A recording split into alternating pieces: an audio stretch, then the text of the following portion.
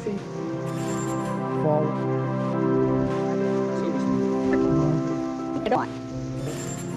PC. Viewing. Forward. So to speak.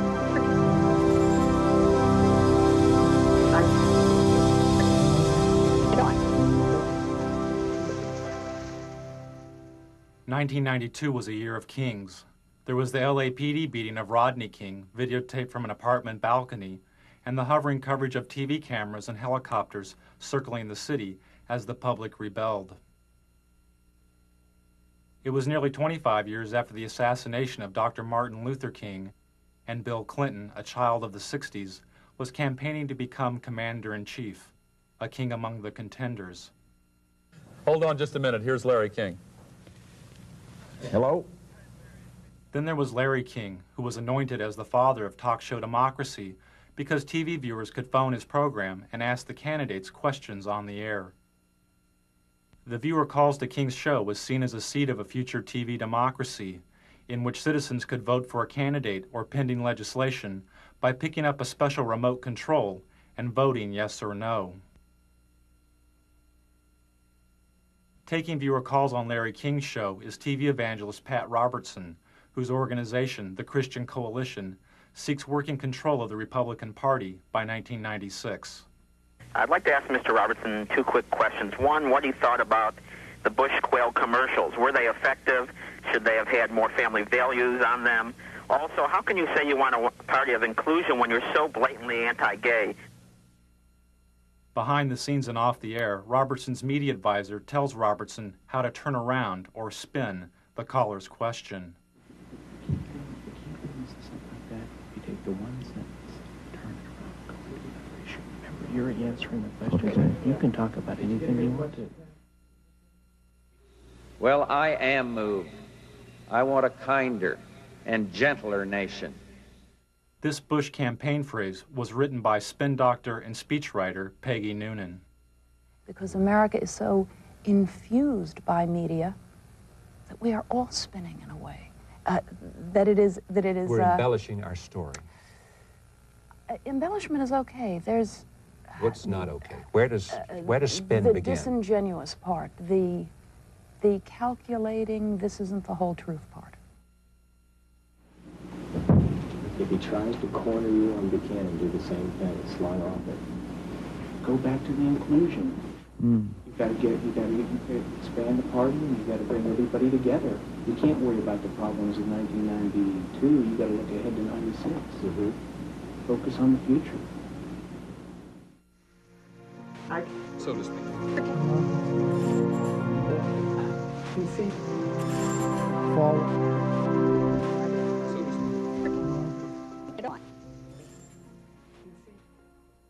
Anyone with a home satellite TV system, like the ones you see in bars or in people's yards, could have picked up Robertson and his spin doctor chatting off air.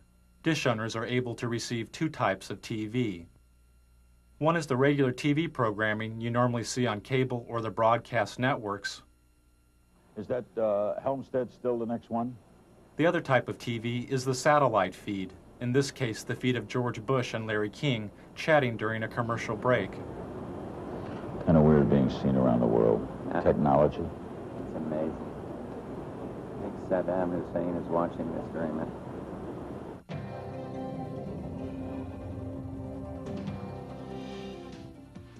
Satellite feeds are used by the networks to transmit images of news events from around the world. An event covered by the network is transmitted up into space to a satellite. The satellite receives and retransmits the image of the event back down to Earth to the network's headquarters, where the video image is edited and contextualized as television. The home satellite dish owner can watch regular TV, or they can tune in the satellite feed and see the event before it has been packaged by the networks as television. In 1992, I bought a couple of satellite dishes and spent the entire year flipping through the channels looking for feeds.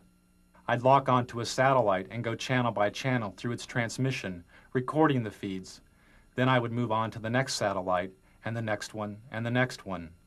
By the end of the year, I'd recorded more than 500 hours of feeds. Don't put a lot of that garbage on it. What is this? Are we on the national Can we turn that on? I don't want to be on national television being made up. We're just turning the camera away from him, so he can be made up. Some of the feed guests knew, and some didn't know, their images were being broadcast, unscrambled and visible, to over 3.5 million dish owners across North America.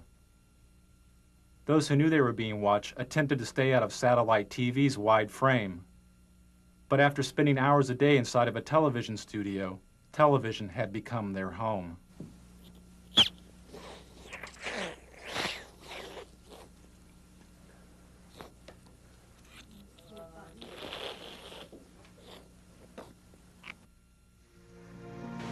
So to speak.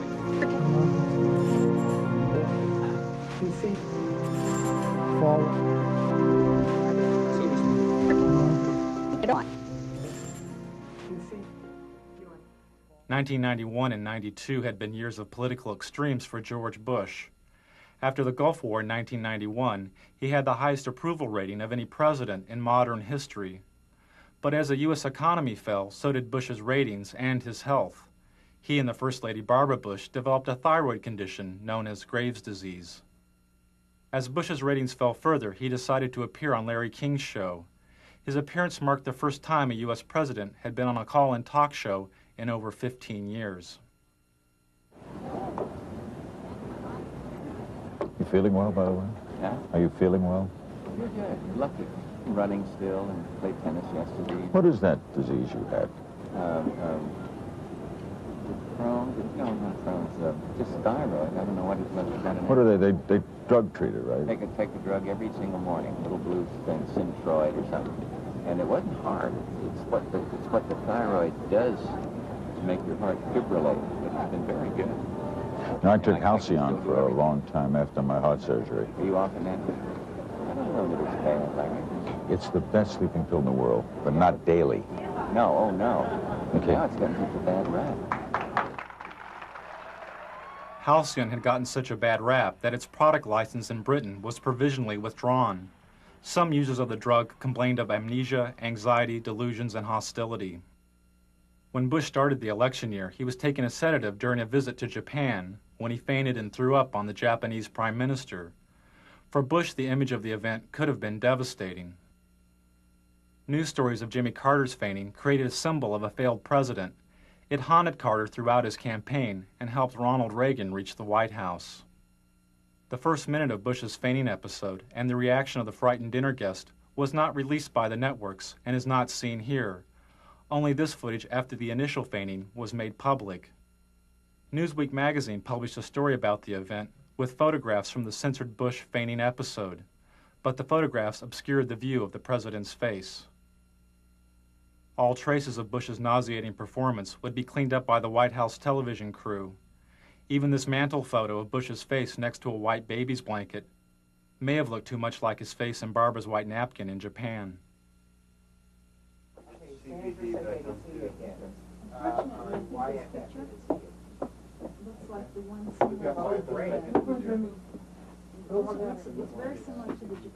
You want to take one of Anna? You got it. Do whatever you need to do. So to speak. PC. Forward. So to speak. PC. Forward. This is the White House television studio, the satellite TV hub, which the president used to make news. From the White House studio, Bush would go up on a satellite, give a 5-minute interview with a local news anchor, disconnect, hook up with another local news anchor, give an interview, disconnect, hook up with another one, and do this again and again and again. This type of satellite whistle-stop campaigning is called the satellite tour. This is a technician at the White House hooking up with TV stations in South Carolina and Florida for a satellite tour by Barbara Bush. Channel 4, do you read us in Washington? WYFF. Come in, come in. Remember that every single man, woman, and child in the state of South Carolina awakens to a freer, safer world because of George Bush. WIS, do you hear us in Washington? I would remind people that every single morning we all awaken to a safer, freer world because of George Bush. WCBD, do you hear us in Washington? And Nicole, I would remind you and the people of Florence that all of us awaken every single day to a freer, safer world because of George Bush. WCSC, do you read us in Washington? They themselves awaken every single day to a freer, safer world because of George Bush. Campaigning via the satellite tour allowed the candidates to cover long distances.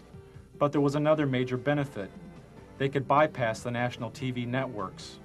There was no need to feed through the TV network center and on to the local stations. The campaign was now the center and its own television network. This is great. I love these.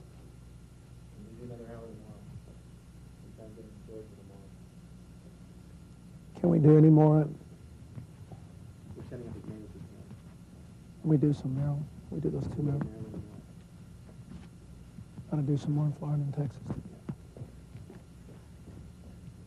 Have we done all of Colorado today? Yeah, we got one more Today.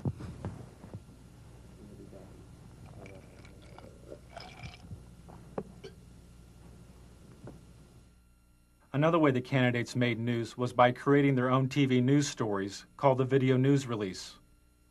The video news release was given free of charge to local TV stations. Sent via satellite by the candidate, the video news release consisted of a campaign-produced TV news segment, complete with intro text for the local TV anchor to read, and a news story edited by the campaign. I feel I have the experience and leadership to take America in new directions. One new direction, Job Training 2000. Mr. Bush's plan to retrain blue-collar workers and the unemployed for new job opportunities. The country's 11 largest business organizations endorsed. Nearly all the major candidates placed a video news release on local television, and nearly half the local TV stations which aired the releases didn't report that they had been produced by the candidate. For instance, this story's reporter, Michael Caputo, wouldn't be identified as working for the Bush campaign. Primaries March 17th. In Washington, this is Michael Caputo reporting. The campaigns had to pay out of their own pockets to produce the satellite media tours and video news releases. But their best and cheapest way of making news was through the TV talk shows. And the candidate's talk show of choice was CNN's Larry King Live, which made the front page of the New York Times 57 times during the election year. Before Al Gore was famous, Tammy, on his book tour, he drove over to Mutual Network all by himself, came up in that great Crystal City elevator. I still remember the day I became famous. Yeah. When your column in USA Today came out. On that thing, on that book. I always remember the card you sent me. For the networks, making news meant making profits, as the candidates made nearly 100 talk show appearances. Tell Bill if he'd do that thing in New York, it'd be terrific. He's so good at this. Clinton. Yeah, yeah. One of the problems with staying on the bus too long is the two of you guys are so good on media. Towards the end of the election, candidate appearances increased TV talk show ratings an average of 40%. You know what you ought to do? You ought to come out on the bus trip with us one day. We could do a joint interview from the bus. Larry King said the campaign ratings bonanza turned the election into a TV miniseries like Roots or The Thornbirds. We're out of time. You can invite us on the bus. Okay. We have plumb run out of time. Thanks for coming, Al. I'd like to invite you to come on the bus with us. 1992 was probably an historic first, as a major network's advertising revenues from its political coverage made more money than it cost to report the campaign. For CNN, the election was a watershed, as the network received its highest ratings since the Gulf War. But I want him to finish the thought here, because that's the one break we have to hit live. It's an around the world break. It's hard to believe we're being watched in 151 countries. It's scary. I'm in Israel. I'm at the Wailing Wall. True story. Israel. Never been there before. There with my brother. I'm Jewish. It's my culture. Stand there as an old rabbi, davening. He's praying. Old, a religious Jewish man. He looks up at me and he says, "What's with Perot?" Swear to God, what's with Perot? In Israel. I love it. It's crazy. Ted Turner changed the world. I'm a big fan of yours. Is he? He would serve you, Boston. You know what I mean? I'm really surprised. He's ready. What's he got left in life to gain? After you're elected, think about it. No dope. That's for sure. Great guy to work for, too.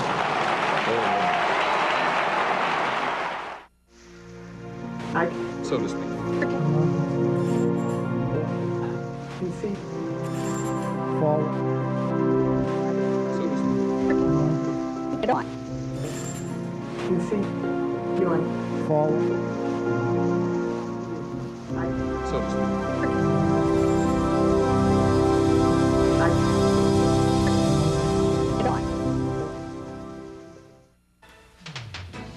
Amid continuing allegations of tabloid reports pointing to extramarital affairs, Arkansas Governor Bill Clinton is this noon campaigning across the South.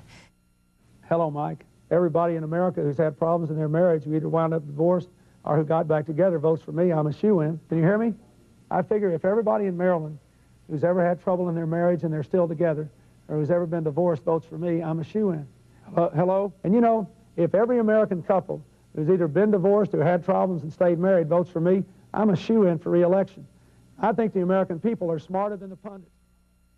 Before Clinton was shooed into office, he had to compete against a host of other Democratic candidates. The media focused on 4 of these candidates, but Larry Agron was a 5th candidate the press did not report on. There's no makeup here? During the 1992 U.S. Conference of Mayors, the New York Times reported that, quote, dozens of mayors seem to agree on one thing. The single candidate who truly understands urban needs is Larry Agron, unquote. They promised to bring this stuff over. None of the networks mentioned Agron's presence at the convention. How about if I run over that Super Saver? One of Agron's staff had to run over to the Super Saver and buy some makeup because the network had broken its promise to provide it. This was typical of the media's treatment of Agron. When he appeared at this Democratic candidates forum, this Associated Press photo simply cropped Agron out of the frame. During the New Hampshire primary, the TV news reported the polling numbers of the top 5 Democratic candidates: Brown, Clinton, Harkin, Kerry, and Tsongas. When Agron moved into a 3-way tie with Harkin and Brown with 2% of the vote, most of the TV news didn't mention Agron. The day Bill Clinton captured what may have been the most valuable airtime of the entire election, as he spoke to 50 million viewers about his alleged affair, was the same day that a poll showed Agron's support at 4%. He had passed Brown and was the 5th leading candidate. When ABC's Sunday Evening News reported this poll, they simply deleted Agron entirely by not reporting his candidacy.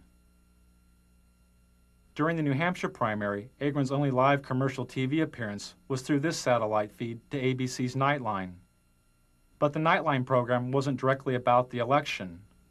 When Agron complained to news executives about his lack of coverage, he was told he had not earned the right to media exposure because he had not received enough media exposure.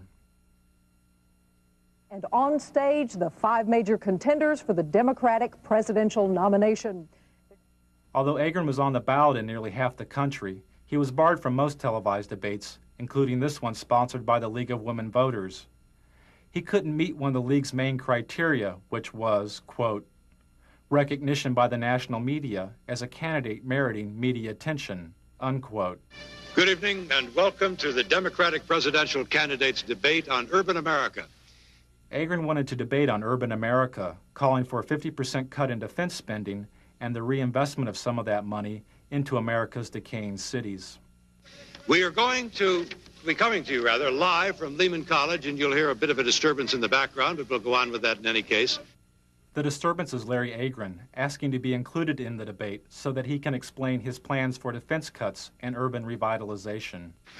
Bronxborough President Ferdinand Ferrer, and Mr. President, I suggest you wait for just a moment till the man is quieted or chooses to quiet down. All right, Agron was quickly arrested. His court date fell on the first day of the Democratic National Convention. During this campaign, but very little said about the problems facing America's cities. Tonight, we'll change all that. Without media exposure and the debates, Agron couldn't quickly receive federal campaign funds, and his candidacy lost momentum. You look all right on camera. What's that? You look all right. There's no hot spots. So. Really? Okay. Well, you just got a mustache that shows through here. Okay, Why don't you go get some stuff, Mike? Oh, yeah. There we go. Campaign funds. The Democratic Party refused to include Agron in the debates or speak to the networks on his behalf. Agron talked about his exclusion, saying, "I've challenged my own party for its continuing complicity in Cold War thinking, Cold War rhetoric, and Cold War budgets."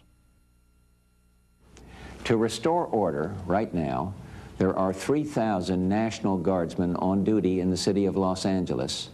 Another 2,200 stand ready to provide immediate support. So to speak.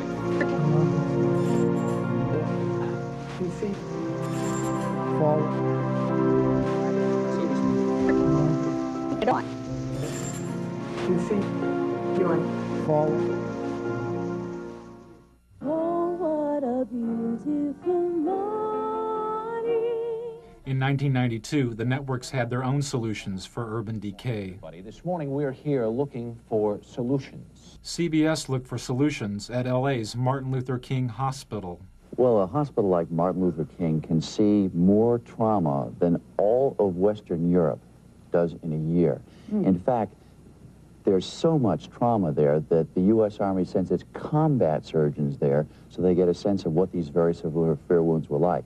In fact, when I was in the Gulf War, a number of the senior combat surgeons had trained right here at Martin Luther King Hospital. Dr. Bob, thanks.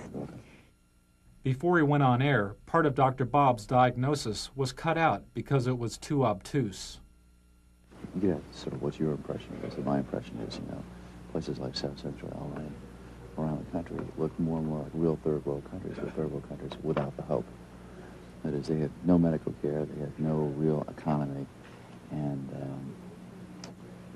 yet in a third world country, it's developing. There's some onward development, there's some vision for the future. Well, your impressions of the medical care are you talking about?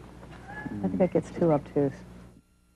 How about if I were to ask about the level of the trauma care here has always been considered superior, has it not, to other parts of the country?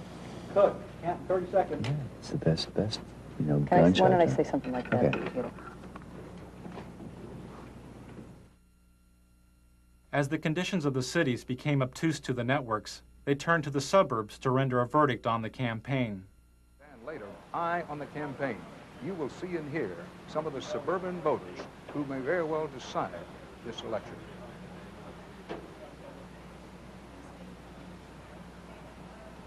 Back now live from St. Louis. There is news far beyond this city tonight. In, what is this, in Hawaii? In Haiti. Oh, well, they all look alike. In Haiti, a huge explosion leveled a three-story building in downtown Port-au-Prince. At least 15 Haitians were killed. Take a look at the roads leading into and out of Los Angeles. Lately, you see more taillights than headlights. A lot of people leaving this town for good. Where are they going? Anywhere else. Why? While the ethnically diverse cities were abandoned for the homogeneous suburbs, the networks created their own recipes for the melting pot. Make a note. Give it to Kathy, who may be the best at this. Since we're going to wish people a happy Rosh Hashanah, which is my idea and a good idea, just don't forget to check when Ramadan is. We have to wish all of our Muslim friends happy Ramadan. And then behind that, when you get to the Buddhist New Year, the year of the rat or the year of the monkey, whatever it is, we have to... got to be politically correct here, pal. After 4 Los Angeles police officers were found not guilty of assaulting Rodney King, the TV news moved away from the residents of LA and into the sky with 13 television-equipped helicopters. No justice, no peace. No justice, no peace. I'm sorry, we're still hung up in our court here. They're just marching up and down the streets, and they formed a big bulkhead here at the end of at the corner. The distant coverage in the sky was emulated on the ground by the scarce street reporters who tried to glide by without speaking to the protesters of the verdict.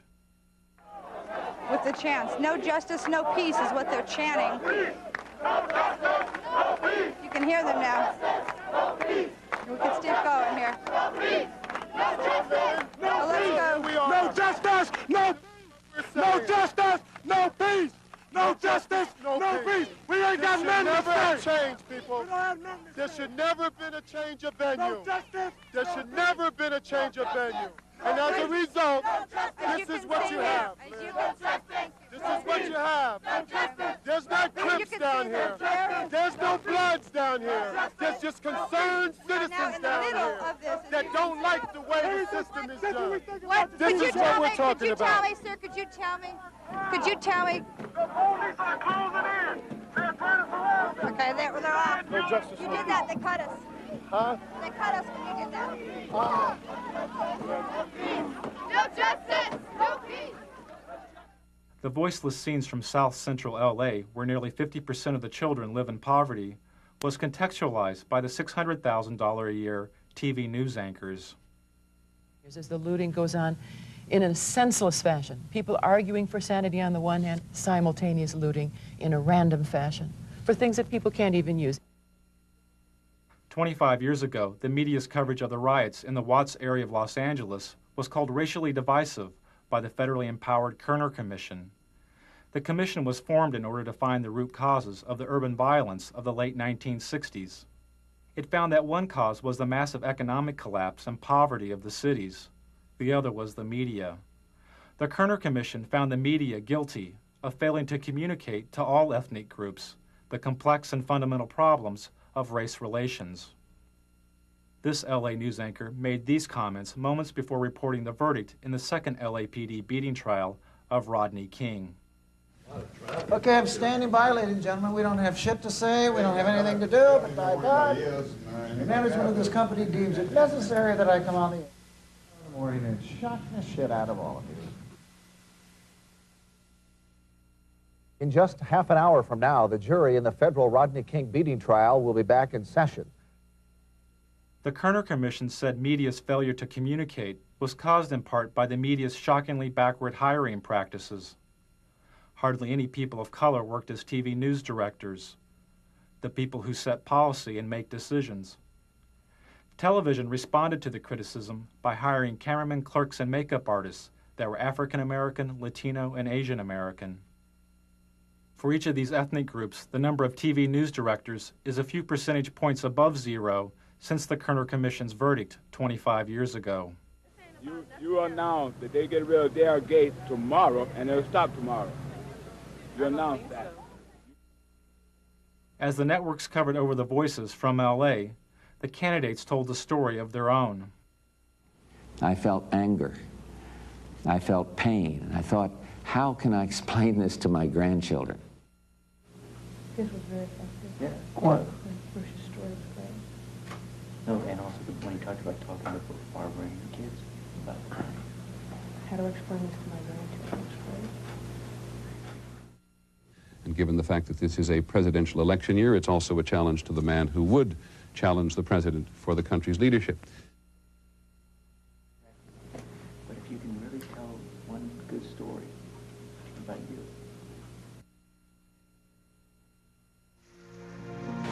So to speak. PC. Forward. Of course, everyone knows the old rhyme. In 1492, Columbus sailed the ocean blue. We know his voyage took him to the New World, and his arrival changed the world forever. But beyond that, much about Columbus remains the subject of some dispute. During the celebration of the 500th anniversary of Columbus's discovery of the Americas, the only satellite feed I found with a Native American guest was this feed to a local morning talk show. The guest is a historian and a member of the Cherokee Nation. You said he presided over death of 250,000 people. No, that wasn't at his own hand. That was others who followed him and disease and that sort of thing. No, that he couldn't control. No, I'm talking about like his first 2 years here, 250,000. It's pretty well documented. He took his interpreters, he took his guides as slaves. He chopped off the hands of anyone over 14, any male over 14 who couldn't bring him gold. He took women as sex slaves for his men. Dr. Mattei, I want to thank you very much for coming by. Thanks for spending some time with us this morning on the Good Morning Show. You're welcome. That was brief. Okay.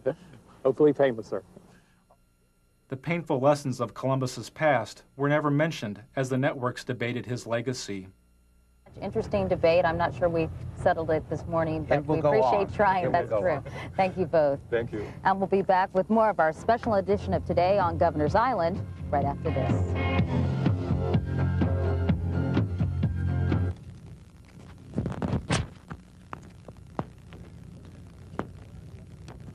What did he say that made any sense? Anything? They just, you know, think that he ruined the paradise and had no respect for nature and treated the Indians like dog do and... What the hell is he doing? 1 minute. Okay. So to speak. You see? Forward. So to speak. Get on. You see? Going forward. I think I'm pregnant. The woman on the screen is Murphy Brown, a fictional TV sitcom character. Doesn't help matters when primetime TV has Murphy Brown. He is talking about you. Epitomizes today's intelligent, highly paid...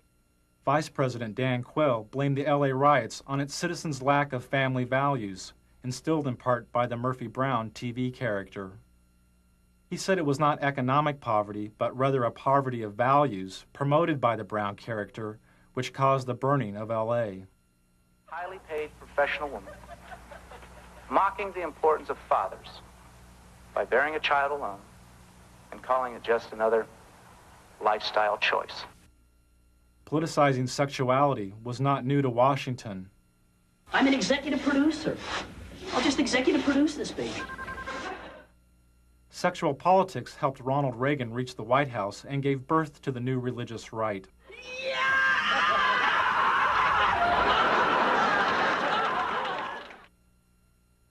After the Republicans lost the presidency to Jimmy Carter, some conservatives theorized if the Republican Party would oppose abortion, they could split the strong Catholic voting bloc of the Democrats and elect a Reagan and Bush ticket to the White House. As a senator, George Bush was against outlawing abortion. But as Reagan's vice presidential running mate, Bush changed his position and supported a ban on abortion.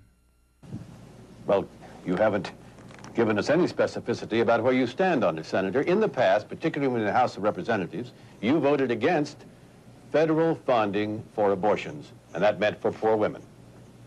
In some circumstances. Well, tell us the circumstances, please. All right. The circumstances debated have involved rape and incest and life, where the life of the mother is in jeopardy. As a congressman, Al Gore voted against using federal funds for abortion. But as a vice presidential candidate, he changed his position and supported using federal funds for abortion as part of the Clinton health care plan. That's what freedom is all about. That's what tolerance is all about. That's what our country stands for. Well, I'm still confused. I'll try one more time. When you voted against federal funding for abortions, except under the three circumstances you outlined, had your vote carried the day, you would have imposed your belief on poor women in this country. There was no and there is no national health insurance program today. We do not have the kind of comprehensive coverage. After the abortion questions, Gore's media advisor tells him how to turn around or spin the A question. But you don't want to be afraid to turn the question. If they ask about A, just say, listen, Sam, you know, I want to talk about, you want to find out. I want to talk today about the new direction in our country. Okay. And the president of the Christian Broadcasting Network, Mr. Pat Robertson. The 1992 Republican National Platform called for a complete ban on abortion, Nearly 30% of the platform committee was controlled by the Christian Coalition and its president, Pat Robertson. The goal of Robertson's Christian Coalition is to gain working control of the Republican Party by 1996. I have 2 television networks. I have 3 radio news networks. I'm starting Standard News. I have 50 reporters right now working for me that are very fine. Robertson's reporters work for his Christian Broadcasting Network, or CBN. Through the 700 Club, CBN News reports reach over 43 million homes in the U.S. Operation Rescue has targeted 5 abortion clinics in Buffalo for a minimum of 2 weeks of activities aimed at shutting the facilities down. In 1992, Operation Rescue was a top news story for CBN. A battle both sides vow to win. Andrea Francis, CBN News.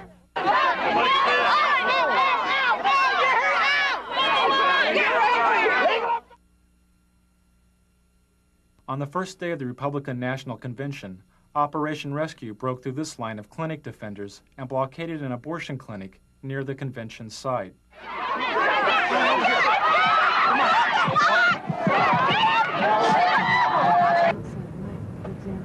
That same day, Robertson had this discussion with a CBN staff person. I have sent word to keep that Operation Rescue. I don't want one word on this program this week about Operation Rescue. Well, we're not. We're not. I don't want it covered. I don't want to talk about it, and I want you to hear it. That same morning, Republicans who supported women's right to choose an abortion held a rally in Houston led by Ann Stone. Ann Stone, that much rough. I mean, we felt like we should cover it as in Don't cover anything about the abortion debate any longer. It doesn't matter. They passed the platform. You need to get cameras covering our rally, our God. Oh, we're there. We're going to be there. And no, does it start? And then you need cameras it's crunch shooting time for President George Bush. Or me sitting in the vice president's box. Various things. You can have the president's box. Both. Both. Okay. 5 minutes before. But I believe in objective news. I believe in balanced news. I don't want to slant the news. I just want to tell it like it is. How many camera camera crews do we have? We have 2 here. You get 2 reporters, and you stick those cameras in face anybody you want to, and start asking a question. Hey, you Lou, ask a tough question, let them know right now we haven't seen you. I mean, get out there. Don't even say who you're from. If he doesn't show, then we'll just go from there. What do you think is the president of Texas? You think this thing in Persian Gulf, it might be a military gimmick? You think that's election? I mean, stick it to you know what I'm saying? I mean, and the camera right in their face. Senator, go up and ask you a question. Boom. We'll do. We'll do it. If they want to play hardball, we play hardball. I'm not sure at that point there's going to be a whole lot. Televangelists play some of their hardest ball at the expense of the gay community by using the AIDS crisis. 52, 796. It was a squeaker, but we made it. And the totals are going. By 1985, viewers were giving an estimated $100 million a year to Robertson's TV program. When televangelist Jim Baker was sent to prison for mail fraud, and Jimmy Swaggart was caught with a prostitute, viewer donations to televangelism plummeted. A lot of broadcasters are gone. Some needed to, some it was financial pressure. Televangelist Jerry Falwell's ministry was nearly bankrupt. Then he sent out a fundraising letter which claimed AIDS-infected homosexuals were purposefully infecting citizens by knowingly giving their AIDS-infected blood to blood banks. In the fundraising letter, Falwell said, quote, "They know they are going to die, and they are going to take as many people with them as they can," unquote. His ministry was revived.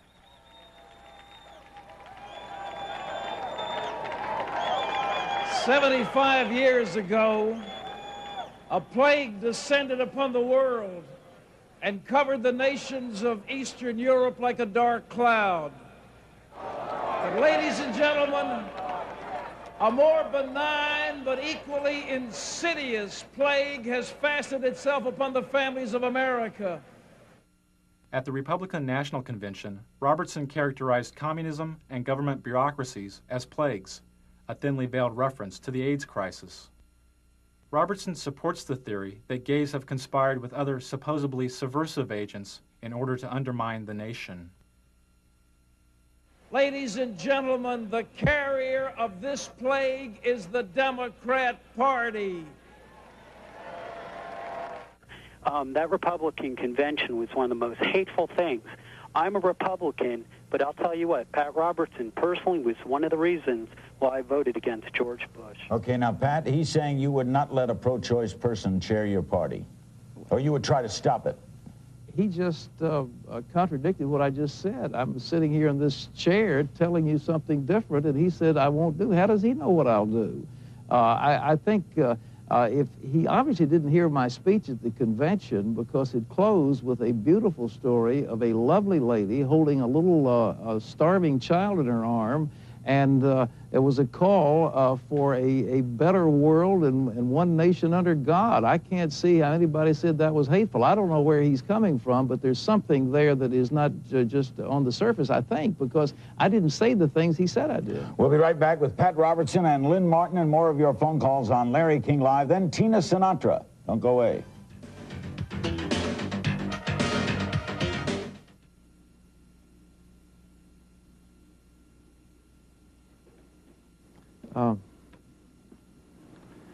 That guy was on the phone. Yeah, sure alive. Reading the crowd.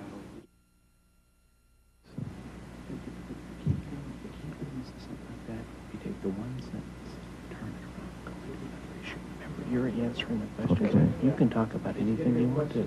Yeah. What's that? Did you get a good question? No. This last one is. The last one, I didn't get I said, who in the heck is screening these calls? I've had one person call him a bigot. I've had another person call him a zealot. Let's get some balance out there. Well, the last one. It's too late. The last one's okay, but the first three were all homosexual. I know. I've had this before. You can answer the question any way you choose to. I hear you. All right? Remember, so take it where you want it to go. Take it where you want it to go. I don't like the producer of this segment. Well, they were trying to set me up. That's what they told me. And that's what the Harris people told me. Did they accomplish it, or have I come back all right? No, I think you're fine. I think that I'm just very upset. Yeah. Well. You hasn't come across on your face as being angry. Oh, no, I'm not angry. Who's angry? You look good. Well, thank you. I think they'll be out of here in about another. I hear you. You're right. So to speak. You see? Fall. So to speak. Get on. You see? You're on. Fall. According to research and polls on the 1992 election, the information source which Americans valued more than TV news and TV talk shows was the presidential debates. And this would mean that there would be 4 televised presidential debates, more than ever held in any presidential election. And if Governor Clinton is serious about debating, he will accept this challenge, and he will instruct his campaign officials to meet promptly with my campaign officials to work out the details directly between the parties. Let's get it on. Bill, baby, let's do it. Get it on, as we say. Let's get up there and get it on, side by side. Sunday night, Mr. Bush is going to go on Larry King Live. So what I think is, Larry King ought to have us both on there and let the American people call their questions in. That's what we ought to do. Then we get the best of both worlds, one moderator and millions of questioners. I think it would really be a great thing. So I've asked our people to contact Larry King and see if we can arrange it. I'm ready to go. Let's get it on. Hi, Tom, can you hear me? Yeah. They've just confirmed both sides. They're meeting at 8 o'clock tonight. Okay. I think it's at Mickey's office. Malik, Teeter, Darman will attend for the president, and they have turned down Larry King, so I've rewritten my live lead. After Bush turned down Larry King's show as the site of the first presidential debate, the debate over who would be moderator of the debates continued, as seen in these satellite feeds recorded over a 10-day period. Al looks great. You saw where he proposed you as the moderator of the debates. Who? What didn't we? I think we did. Yeah. When Hope so. well, when he was going, when the president was going to be on I'd the be show. happy to be at it. That shocks me. I think David. I think I'd be a fair amount. You get a very good. Yep, I do too. I'm the fairest person, I think. I'll let you know. Try. Right out.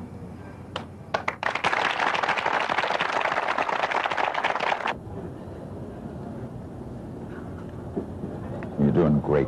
I will tell you. I'll be the first to tell you. Did they pick the journalists today for St. Louis? Mm-hmm. Did they pick the reporters? Not yet. Mm-hmm. Okay. I did what I told you. Thanks. And I still think, you know, there's a lot of narrative there. Who's on Sunday night? Do we know yet? No, the moderator. I don't think so. We know yet. No, it hadn't been chosen. But you have input, they have input, Pro has input. That's correct. Well, right up my alley. That stuff's right up my alley. No one would get it in the edge. What's that? Be fair.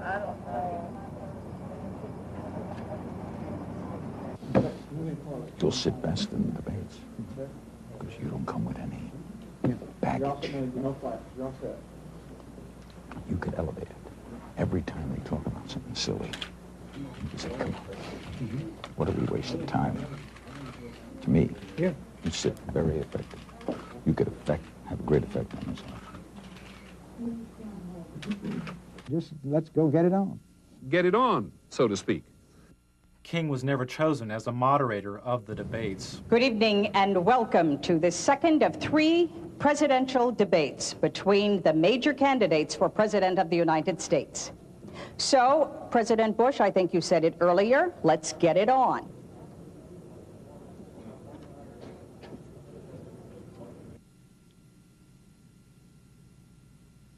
Good morning. The latest presidential polls show President Bush is closing in on Bill Clinton in the final week before the election. One poll shows the two candidates are almost even. A CNN USA Today poll shows Clinton and Bush virtually deadlocked. 4 days before the election, George Bush made his final appearance as president on Larry King's show. What a night, what a finish. What a year for me. Huh?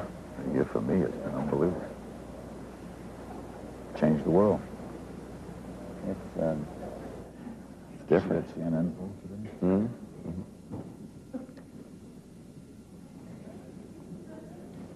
Unbelievable.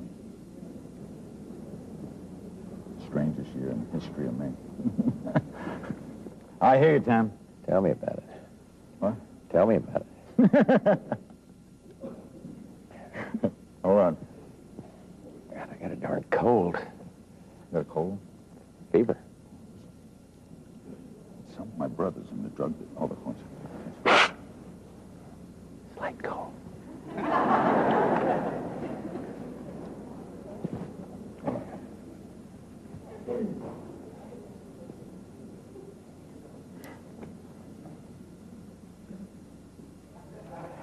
Thanks, Patrick. Right ahead, a historic evening. 90-minute special, Larry King Live, with the President of the United States and your phone calls. It's next from Racine, Wisconsin. Don't go away.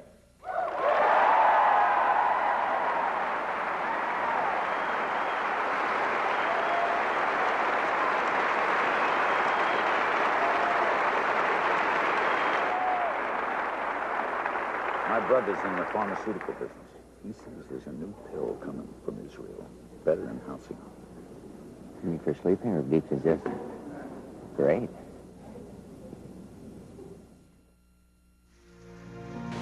So to speak. PC. Forward. So to speak.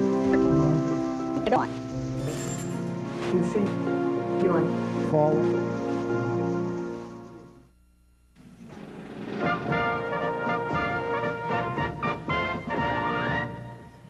We're back. It's now shortly after 9 o'clock in the east. Polls are still open in the west, of course, in the mountain time zone as well. Here's a winner in the Rocky Mountain states, Colorado, 8 electoral votes. Perot was a big factor, taking away... 3 years after Bush's defeat, the Christian Coalition tripled its active membership to 1.5 million members. Clinton's taken New Mexico, according to them. Its annual budget has more than doubled, and the coalition holds virtual veto power over the Republican nominee for president in 1996. Rhode Island. Delaware. Mr. Roberts, would you like to reorganize the Republican Party around the Christian tenets that you hold so dear? I would like to see a winning coalition like Ronald Reagan had. I think we've got to get economic conservatives together with social conservatives and some who are foreign policy advocates of the foreign policy initiatives that we've seen very successfully over the last 10 to 12 years, and to put together that coalition. And I think that the last thing we need is recrimination and finger pointing and that sort of thing. It's good. The Republican Party will probably have a splendid opportunity if we have some economic collapse in the next 2 or 3 years to come back strong in '96. Pat Robertson, thank you very much. Thanks. Frank Gumble? Tom, that's the closest we've seen to the start of what might be a round of finger pointing. How much of it do you think we are going to see? Well, I think that the Pat Robertson movement, and he's not the only one who's involved in it, is very important and to some Republicans a little terrifying right now because they're very well organized. He says we're very important and very well organized in county by county. Yes, the new religious right.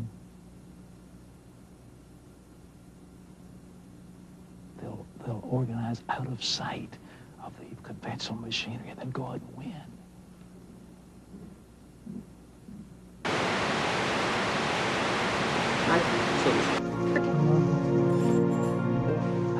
PC. Forward. Get on. PC. You on. Forward.